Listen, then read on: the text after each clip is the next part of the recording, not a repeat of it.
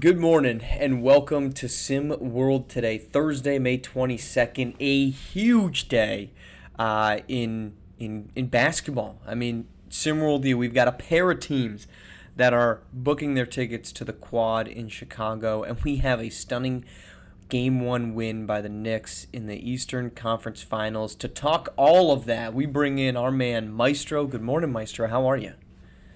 I'm doing awesome, man. Finally got the Ukrainian bride thing worked out, so all is Look going at good. you. And I think we have a stunning win by the Pacers, I think. What Not did the I say? Knicks. Did I say Nick? I see. I'm so used to the Knicks actually making the comeback and not blowing the comeback. I know, I You're know, I 100% right. know. The Pacers are the ones that are up 1-0. Meister, are you a Knicks fan? Because I know you're a Jets I am fan. not. Okay, so I'm you're not. not No. distraught as we speak right now. No, absolutely not. You know what? I fell out of love with the Knicks a long time ago. I've actually been a Hawks fan since, Oh, oh my goodness, since jeez. my days in elementary school. Okay, Hawks. All right, good to know. Well, the Knicks are down 0-1 because the Pacers outscore them 20-6 in the final 2.5 minutes. That's Uh, crazy. Tyrese Halliburton premature choke sign on him, and then it's Aaron Nemhard or Andrew Nemhard Mhm. and a little bit of Halliburton there. Obi Toppin chipping in, and the Pacers are up 1-0 in the Eastern Conference Finals. Your immediate takeaway. I cannot believe that I had the dual screen up, Maestro, and I was paying a little bit more closer attention to the SimWorld D was wrapping up. Alabama was putting the work to Arizona, which we'll talk about. I was watching Mhm. Dallas Edmonton in SWHL. I was just barely tuning in to Pacers Knicks, and then before I knew it, this thing was coming back. It, you know, okay. And you and I've had this conversation before, Marsh.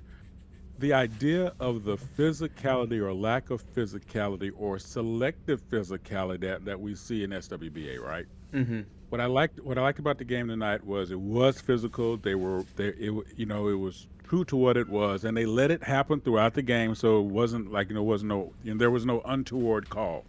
But the reality of it for me, and I'll just say it this way, and it surprised me with that comeback that I can't let go. And thank you for getting those stats together on that because I just am not the way the Knicks have played defense all season, the way they've closed out on outside shooters all season, the fact that the Knicks were able to do that, and the way they did it, it just seemed like it was out of character. Mm-hmm. So I wasn't surprised that the Knicks had very little gas left, but you have to say something though, Marsh.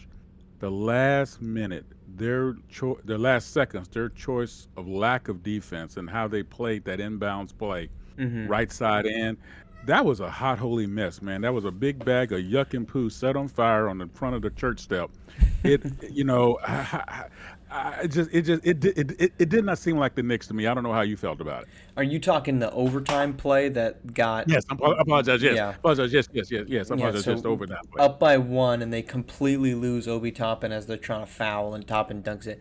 The defense. I mean, look, no one expected them to make seven straight 3 pointers, True and that. no one thought Aaron Neesmith was going to go prime Clay Thompson game 6 on the New York Yes, Knicks, and and I mean, they got bailed out. There should have been on one of those. He got absolutely clipped on one of the yes, he threes did. that cut it to I think 7.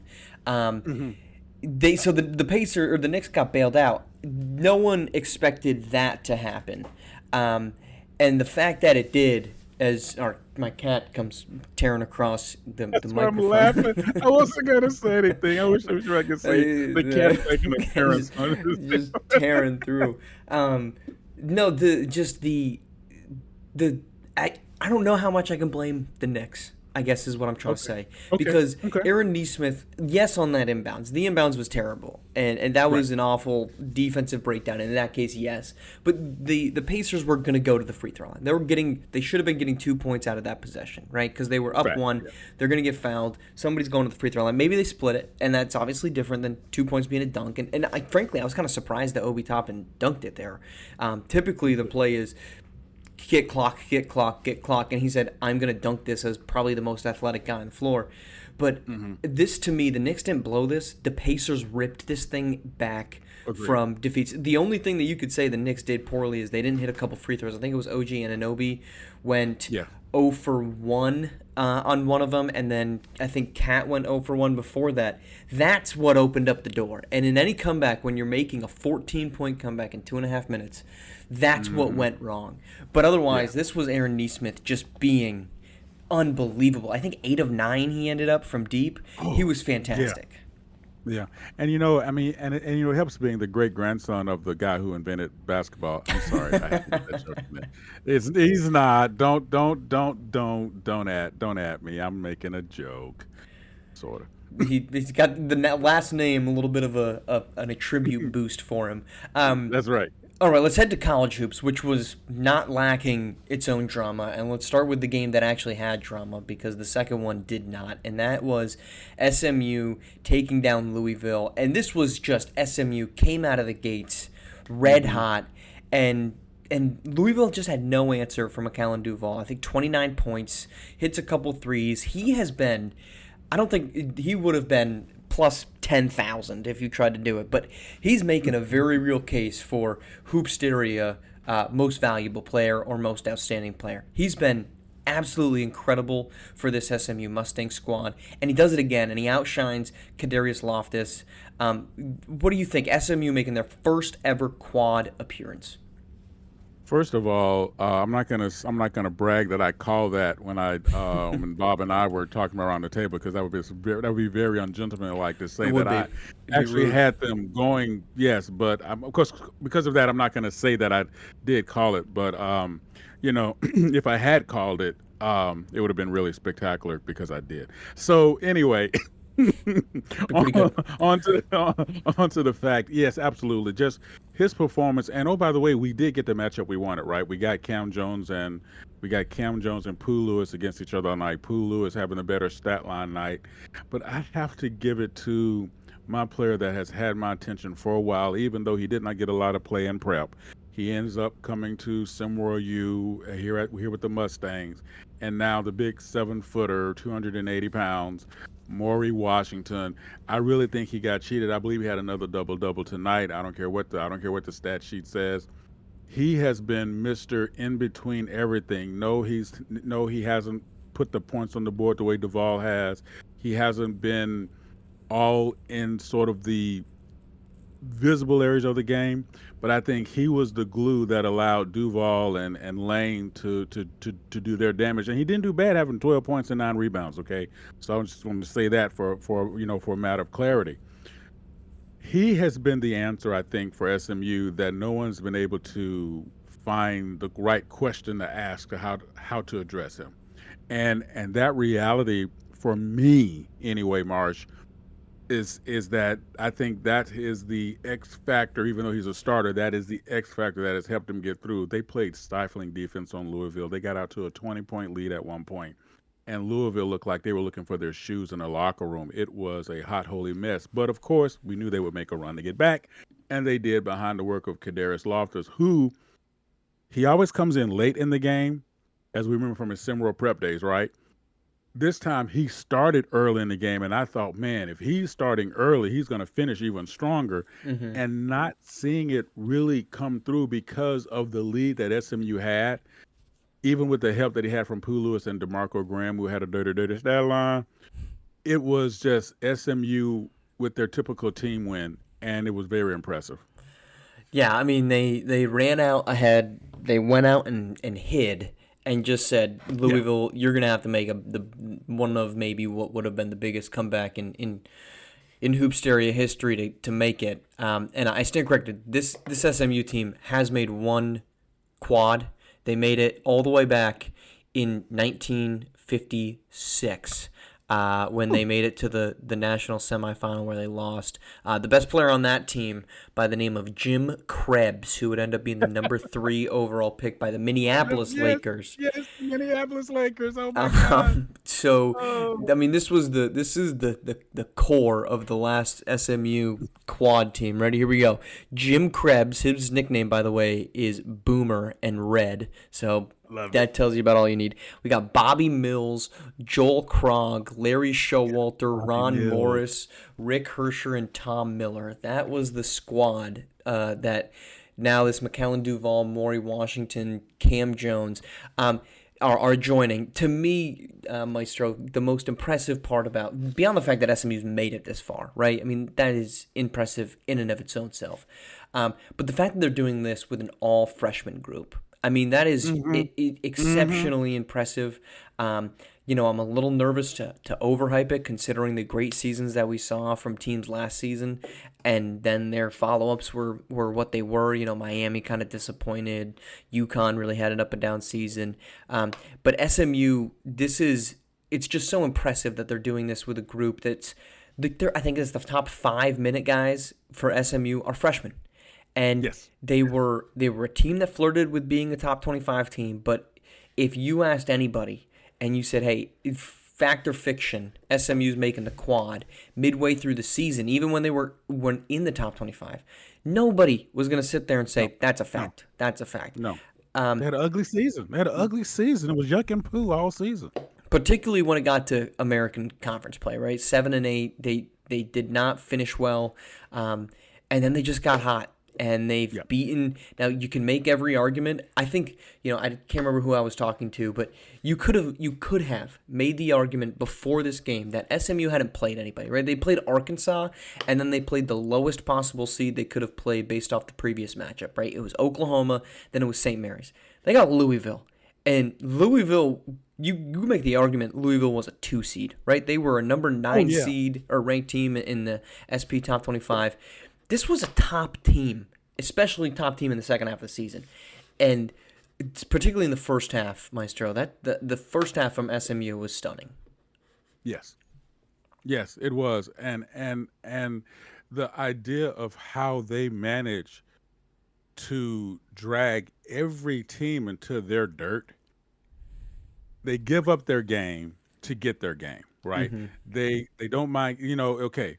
First secret when you're learning close quarter combat and all the other stuff is you got to be willing to get cut. You got to be willing to get hit if you're going to get in on your opponent. And they do that. They go in, they get smashed around. Xavier does the same thing. And then once they drag you into that mud game, it's like they're at home. And they become like, and all of a sudden they become like the hippopotamus underwater that's like doing ballet. It's really crazy. It's really crazy to see. And oh, by the way, Marsh, I'm really scared right now because when you said Bobby Mills, I remember him because he was the draft pick for the St. Louis Hawks. Okay. And he just went into the Hall of Fame, I think in 2002. But I remember him because he was one of those players that not a lot of people thought was going to have an NBA career, and he managed to do it in an era where guess who came and supplanted his name in the game, and that's the Big O. So Bobby Mills, I'm basketball referencing him right now. Please. Round 10, and not only was he in round 10, there were only 6 picks taken in round 10. I mean, we're looking at after we got out of round 1 had 8 guys selected. Right. I mean, yes, Jim Krebs was the 3rd overall pick out of 8. All right, so I'm looking. So Bobby Mills, I'm not seeing any of his. Okay, no, I'm not seeing any SWBA stats from Bobby Mills here. You said he went into the Hall of Fame? I think maybe it was the College Hall of Fame because of it might have been the College Hall of Fame. I apologize because I think it was Southwestern Athletic Conference championships, and then of course they made it to multiple NCAA tournaments as you brought out. Yeah. But yeah, it was just so weird that as soon as you said his name, like I flashed back to loving the Hawks the way I love the Hawks. Like I go back to their history in St. Louis, and when you said that, it was like boom. a bubble burst in my brain, as happens all the time. Explain. I mean, they play the. This is how vastly different the game is. So there's no 3-point shot No, in basketball at this point in time. They're not even keeping track of assists at this point in no. time. We're talking Oh, points, rebounds, and personal fouls. Those are the only by the way, non-shooting stats. here we go. I'm gonna freak you out because I freak yells out with this when I were on a call together. Those stats did not even become official, including assists, rebounds, blocks, did not even become official until the 1980s. And the reason that assists were not, they're asterisks behind assists marks before then is because not every game was filmed. Not every game was videoed. So when they were going back trying to update everybody's stats, a lot of games, including the St. Louis Hawks, which was a super small market. Remember what was the big team in St. Louis in the 1950s? The St. Louis Cardinals baseball team. Hmm. The Chicago Cardinals were in the SWFL. So nobody paid attention to the NBA, SWBA. Nobody thought it was going to survive. So there's a whole lot of other social dynamics that went on with the team, and that's one of the reasons the team left St. Louis to come to Atlanta. All right, well, not really speaking of Atlanta, but let's head to the southern region where Alabama easily Woo, dispatched of woo. Arizona. That game never really felt close. No, no. Arizona, can't remember what the final score was, but the final score makes it look like, hey, maybe this was competitive. There was no answer for Arizona and the Alabama squad. No, and that's surprising because I really thought, particularly, and you know better than anybody my soft spot for Corey Yams. I really felt like he was going to have one of those breakout games as he's been doing so far. Was able to manage 13 points, 9 rebounds, but he's also was matched with 13 points with Theophilus Hilton and Juan Valentine. But on the other side, DJ Childs, Levin Cutler, Kadarius Parkin, just go down the line. But it's the way they did it. Yells the entire Alabama team basically just played. It's almost like Big Brother, Little Brother, keep away without it being Big Brother, Little Brother, keep away. Both teams shot horribly. They shot only in the 40% range. And what made up everything for Alabama was getting all those shots in early and then, kind of riding the roller coaster, as you said, on down the line. And the score definitely is not indicative of how much of a blowout that game actually was. Yeah, I mean, it says 7. At no point in that second No, half was I saying, no, "Nah, I think Arizona's no. got a shot here." I mean, they're one of them. One of the dunks that Levin Cutler had, he's like back to the basket and he has no angle, and he just reaches up and just one hand dunks it, and I'm like, oh my, like this is a Yeah, what? different stratosphere that Alabama is playing in compared to what Arizona is doing. Um, it I didn't think it was a dunk, Marsh. I really did. I thought maybe he had hit the backboard. I didn't realize it was a dunk until I saw the score. I said, "Oh, he did dunk that! Oh my Yeah, god!" it was like Cutler was great, and this is like if you're Arizona, you walk away from this game, you say we got Quincy Henderson 2 of 11. We probably played pretty well. I think we have a shot. Mhm. No, you Mhm. Mhm. didn't because DJ Childs was great. Great facilitator. He continues to be a pest on ball. The bench for Alabama was fantastic. I mean, because this is a game you won again by 7, but Kadarius Parkin plus 13. Aaron Matthews plus 13. So the Alabama bench, and that just shows you the depth that this team can play with because Preach. you get a 4 for 20 combined game between Quincy Henderson and Rodrigo Falls. Add in Dwayne Epps, and it's 6 for 27. 6 for 27 from Alabama's 2 best plus 3rd or 4th best player, right? And Mhm. you still run away with this thing, and it was never close. Alabama's defense is suffocating, and they're going to be waiting on the winner of UCLA San Diego State. I really hope we get UCLA because I want to see how does LeGerald Carroll, Jalen Snow, JJ Ortega, how do they solve this Alabama puzzle that is absolutely dynamic. You know, I do not disagree. However, I'm just going to say this: do not sleep on that awkward basketball team from San Diego.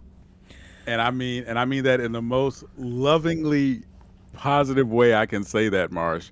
San Diego State plays an awkward brand of basketball that I think is almost like watching an octopi go after a crab.